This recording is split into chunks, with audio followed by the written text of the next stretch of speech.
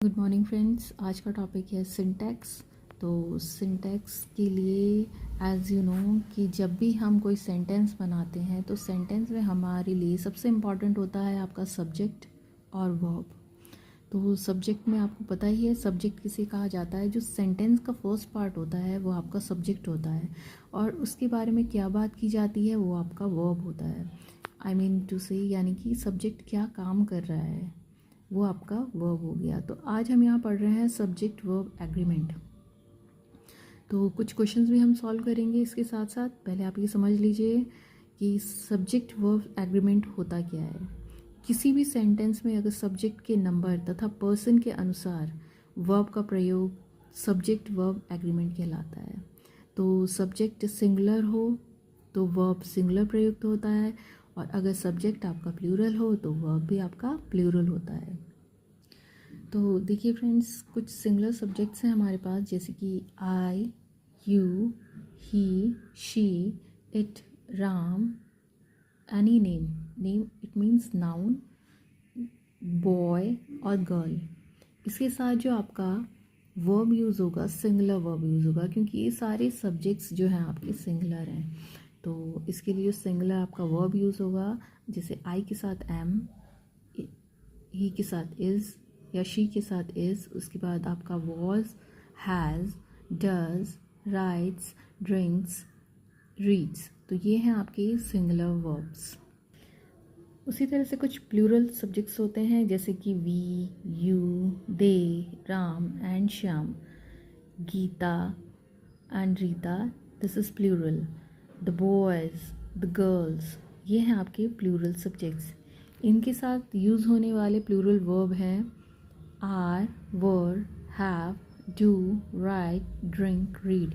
याद रखिएगा जिस वर्ब में एस लग जाता है वो आपका सिंगुलर वर्ब बन जाता है और जिससे एस रिमूव हो जाता है वो आपका प्लूरल वर्ब बनता है। ये जस्ट अपोजिट है सब्जेक्ट के, इट मीन्स नाउन के। Okay, so friends we have some questions here for practice set. Let's get start. इसको आपको करना है fill in the blanks with the suitable verbs choosing from the brackets. One of the peoples in our class dash a car. अब देखिए यहाँ बात हो रही है one of the peoples. One of the peoples कहने का मतलब है बहुत सारे बच्चों में से एक बच्चा। तो आपको पता है कि सब्जेक्ट सिंगुलर है तो हम इसके लिए सिंगुलर वर्ब का यूज़ करेंगे।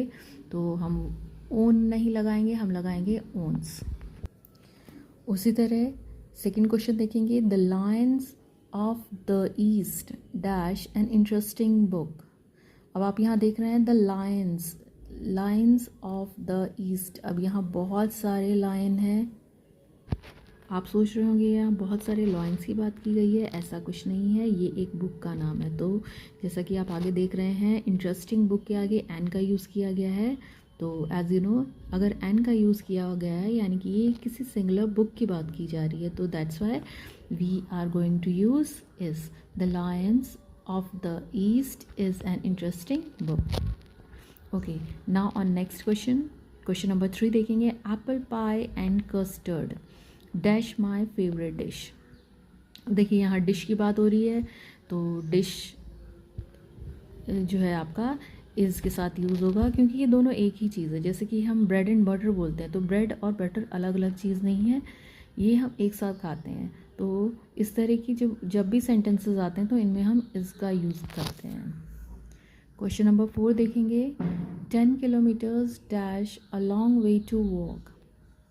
अभी 10 किलोमीटर्स है क्योंकि ये एक लंबे रास्ते को शो कर रहा है तो हम यहाँ पर आर का यूज़ नहीं करेंगे, यहाँ हम इज़ का यूज़ करेंगे। आप उसके आगे वर्ब के आगे जो सेंटेंस है उसका सेकंड पार्ट उससे आप आइडिया लगा सकते हैं कि यहाँ सिंगुलर की बात की गई है। ये नेक्स्ट क्वेश्चन देखिए। Question number 5।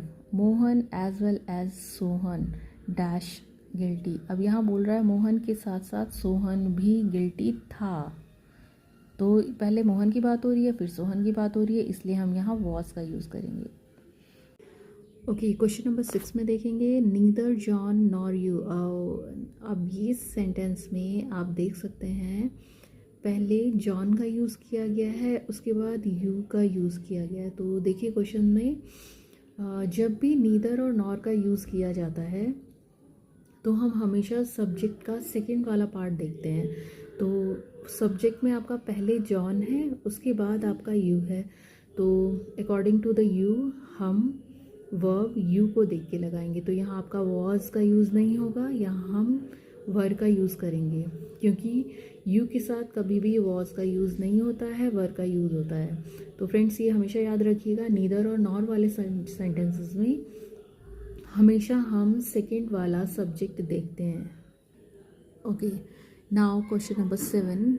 जिस तरह से हमने क्वेश्चन नंबर 6 में नीदर और नॉर में सेकंड सब्जेक्ट देखकर वर्ब का यूज़ किया था, उसी तरह से 7th वाले क्वेश्चन में भी ईदर और में सेकंड सब्जेक्ट देखकर ही हम वर्ब का यूज़ करेंगे। तो देखिए क्वेश्चन है ईदर शुभा और आई डैश टू ब्लेम। तो क्वेश्चन में आपके पास ऑप्शन है वॉज और वर। तो हम यहाँ वॉज का यूज़ करेंगे, यहाँ आ जाएगा आपका I was to blame. Okay, now question जो लेफ्ट क्वेश्चंस जो आपके बच गए हैं, तो फ्रेंड्स ये आपका होमवर्क है। तो अगर आप चाहते हैं कि मैं इसका सेकेंड पार्ट बनाऊँ तो please do subscribe and like my channel. Okay, bye.